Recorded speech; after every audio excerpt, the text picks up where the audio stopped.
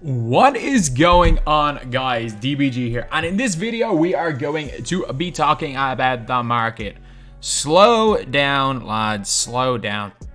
Before you guys start threads on random websites complaining about me causing market crashes, and when a lot of times I'll specifically tell people do not panic sell, before you start threads putting words in my mouth, this is Market Watch.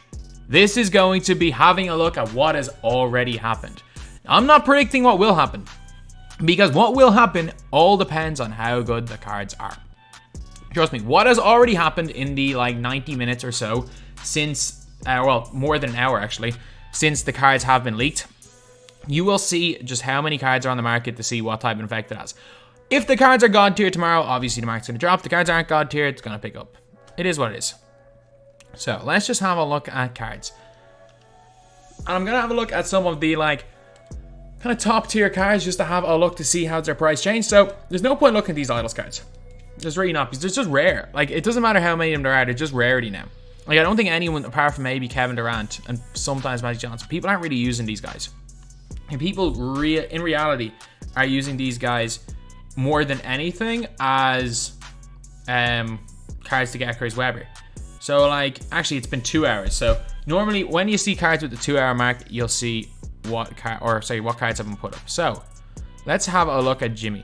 Let's just see how many of them were put up in that hour. So there's maybe about 10 an hour. A few more here.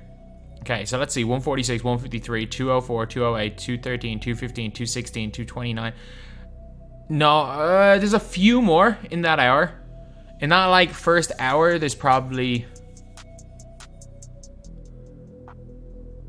maybe 4, 5, 6, 7, 8, 9, 10, 11, 12, 13, 14, 15, 16, 18, 18 in that hour. So yeah, it's about 1.5 times as many of the cards you were seeing up on the auction. So I don't think that's going to really affect the price of a Jimmy Butler too much. So I have a feeling that the top tier cards are staying very, very are set right now. I don't think they're going to be changed very much. I reckon I don't think anyone's going to be putting up Anthony Davis. Not really. I think this is just natural. This is just natural what cards are being put up for. I don't think many are going to be selling their Anthony Davis cards for Hakeem Olajuwon. However, the one market that I'm kind of I was expecting to take, well, two markets could take a hit. One market I'm kind of expecting is the point guard market. So I'm expecting, say, a Ben Gordon and a what's his name to drop quite a bit. A Colin Sexton. So let's have a look here. So how many Ben Gordons are we seeing per hour? So we're seeing 1, 2, 3, 4, 5, 6, 7, 8, 9, 10, 11, 12, 13, 14, 15, 16. Okay, you can see probably a little bit over 2 hours. Probably a bunch of these were put up right after the Kyrie Irving got announced. And yeah, you're not really seeing more of them. You're not. I reckon a bunch of these were put up in the first few minutes after Kyrie Irving was announced, and then nothing really after that. I'm kind of surprised. I expected Kyrie to tank the point guard market a little bit more.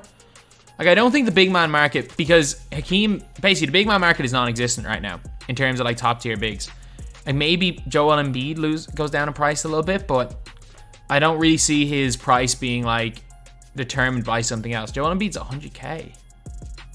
That's not bad. That's actually not bad price at all. And if I do want to go back on current gen, I played one comp game of current gen. I played a comp scrim against one of the top players in Europe with this squad right here, and I was within 2 points the whole game, despite not playing this game, not playing or playing 3 games of Unlimited in the last month. So I'm happy. But yeah, so the big man market's kind of non-existent, as in it's not going to crash. Hakeem's not going to cause a price crash on any other player. Nobody is going to be, for example, selling their Brook Lopez for Hakeem. For Hakeem. Because if Hakeem suits your playstyle, you're probably not going to have Brook Lopez anyway. But somebody, you never know, actually, not team ups, double take. The Hakeem Diamond, a lot of people might put up him, but he's already been tanked for the last week, so he's not really changing too much. See Hakeem Diamond. There are about probably 15, 20 of these an hour at this stage. And in fact, there might even be less of them put up. So I don't really see any change right there in Hakeem Olajuwon. Alright, so like obviously the center market hasn't been touched. I'll have a look at Colin Sexton, see if there were a few Colin Sextons. I reckon the top tier cards, they honestly, it doesn't seem to have changed at all. Like there's actually no change. Like normally, maybe Ben Gordon for a couple of minutes, a bunch of people put him up. But I think most people from seeing these cards right here, I think most people after seeing these cards right here are sitting on their players. So like normally you'd expect some people to be selling players for other cards, but I don't really see who's selling. I don't really see anyone right now, and I don't really see why anyone would sell cards for any of these three. Because obviously Hakeem Olajuwon is going to be a really nice center. Melo's going to be really good if his release is better. Fingers crossed the glitch part of Melo is his release rather than anything else. And Kyrie Irving, I mean, best case scenario, Kyrie Irving's going to be like Curry sliding Stockton with a worse release.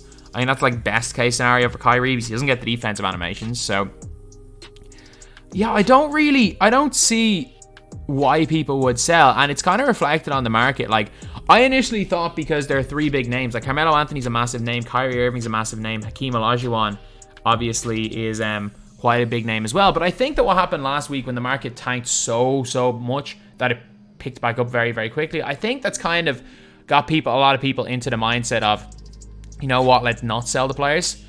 And I think that's probably a good thing because, well, I will always say to wait it out till the cards come out because there's no point panic selling beforehand, because the panic selling always causes the biggest market crash. And like, even if you're trying to beat panic sellers, if you're trying to beat somebody in panic selling, I can guarantee you if you wait 2 days, the prices, I can almost guarantee you most of the time the prices go way up.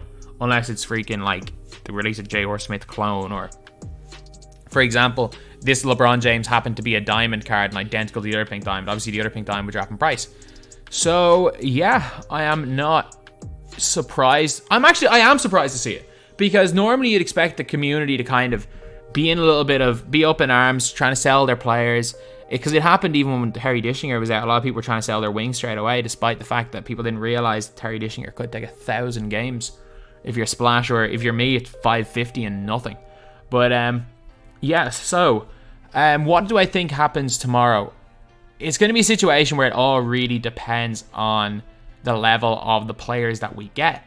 If Kyrie Irving happens to have, I don't know, if they give him something ridiculous like Steph Curry base, even though Kyrie base is the problem. Let's be real. Let's call a spade a spade. Honestly, do I have a Kyrie Irving in my collection?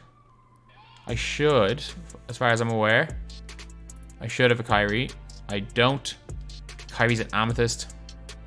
Let's see if we can get a Kyrie for cheap. I'll pay 1,100. Like, probably get him cheaper. It doesn't really matter. But like, you guys will be able to see right here, just one of the reasons why a lot of people just are not that high on Kyrie Irving. I am so dumb. There's a Kyrie Irving right here.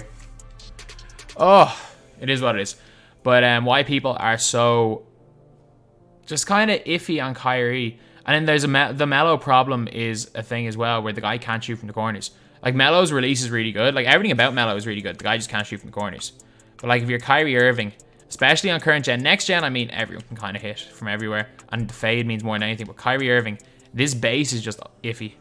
And I think, I'm not sure if this is on normal or quick, but like, you can't say that this is a good release. You can't. Like, it's fine with the meter, but I mean, if you're playing meter off, and just like Kyrie last year, if you played meter on, it was a different story. It was a different story than playing meter off. Like, Wally's Airback, there were a lot of releases. These like weird release, like 107 and stuff, were all like meter made. Like, if you were on the meter, the releases felt great.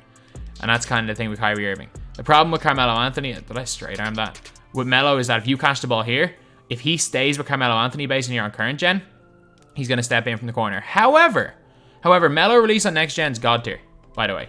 It's absolutely insane. So if you are on next gen, if you're on current gen, obviously you guys should hope for a really good Carmelo Anthony card with a great base and no steady shooter. But if you are on next gen, you should hope like me that Carmelo Anthony keeps Carmelo Anthony base, and also that he has similar dribble stigs and Hall of Fame steady shooter.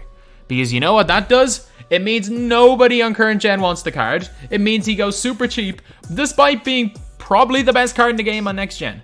That is an ideal situation for me. And that's kind of what I want. I want Kyrie to get a better release. But he's likely just going to be Curry sliding, dunking Kyrie. And one thing with Kyrie is that in all likelihood, he's going to get half clamps and half range. They gave it to Isaiah Thomas. They've set that precedent. He's probably going to get half clamps, half range. I reckon Hakeem is just going to be a normal card. I say putting range on Hakeem might be kind of the meta. But I don't think... A lot of people are saying stock up on range extenders. I don't. I don't think it's going to be that smart a move. Because who's really going to get range for Hakeem? Like, maybe bronze range. Like, no one's going to be shooting from deep with Hakeem. He's not going to be this, like, point center Hakeem where you only really need gold. You only need above silver range if you're 5-outing or you are using someone as a primary ball handler. Otherwise, silver range is fine. That's why so many people still use Cam Reddish. So, yeah, the way the market is right now, it's completely stable. No one is panic selling. Nobody is selling cards for these, which is a kind of sign of how the community is. Because normally in other years, seeing the names Kyrie Irving, KarlAnthony would have brought up a lot of hype in the community, got a lot of people to sell. But now people realize that these guys, as far as we are aware, aren't going to be incredible in game. 2K could go and just give them both Curry slide, change both of their releases and make them gods, and they could be unbelievable in game. But we don't know. We don't know for sure.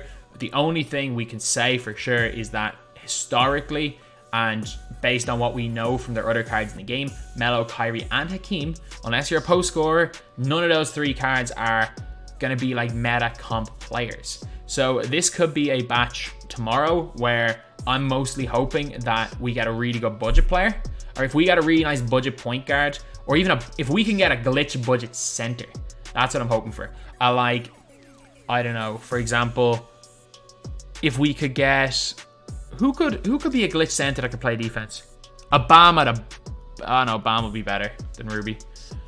You know who could be that beastly center? I forgot. The guy exists. Kabengele. Imagine if they gave Kabengele with like Serge Ibaka release. They gave him like clamps, gave him range extender, a really nice 3-ball, and then suddenly he'd be on all budget squads. That's the kind of hope. If you can give us Kabengele, Ruby card, playing center with clamps, that would be a great card. But like, say for example, if Kabengele comes out and he does all of that and he has range and clamps and stuff, all of that'll bring the market for like Bosch down. But I don't see the big guns changing the market. We could get another Rudy Fernandez type player, which will bring down, ironically, which could bring down Rudy Fernandez himself, like Rudy Fernandez brought down Eddie Jones. But we're not likely to see anything completely overhaul the top end players. We're not likely to see anyone change the price of any of the big Inferno players, the T-Max of the world, the LeBron James of the world. I don't see anyone taking Ben Simmons or Kristaps Porzingis' spot unless we happen to see, I don't know, a freaking Pink Diamond Penny Hardaway with clamps and unbelievable SIGs and range and stuff, which kind of nerfs Simmons to an extent because you've got to check for him. Other than that, I reckon the market is going to be, especially if you've got a lot of MT in the top rated cards, you're fine. You almost certainly don't need to worry about your top players losing value, other than the obvious just deflation that cards always lose value over time. Other than that little thing, it's not going to be a downward spike in value tomorrow on the top tier cards. I'm telling you that right now. And we don't know what the mid tier cards are going to be, nor do we know their stats. So it will be, it's going to be kind of interesting to see, but you will know more about that around 9 a.m. Eastern time tomorrow when the cards start to come up on the database. So anyway, yeah, that is the video. That is Market Watch. No point even putting Market Crash in the title. It probably will be like a downwards arrow or something in the thumbnail, but yeah, this is just having a look at where the market is, making some predictions based on what I think could change, and giving a few tips. If you guys want to somehow take this as a sign that you should be panic selling, don't. And if you guys want to talk about me saying that I'm telling everyone to panic sell, I'm not. So anyway, that's the video. Thank you guys for watching. Please like, comment, and subscribe.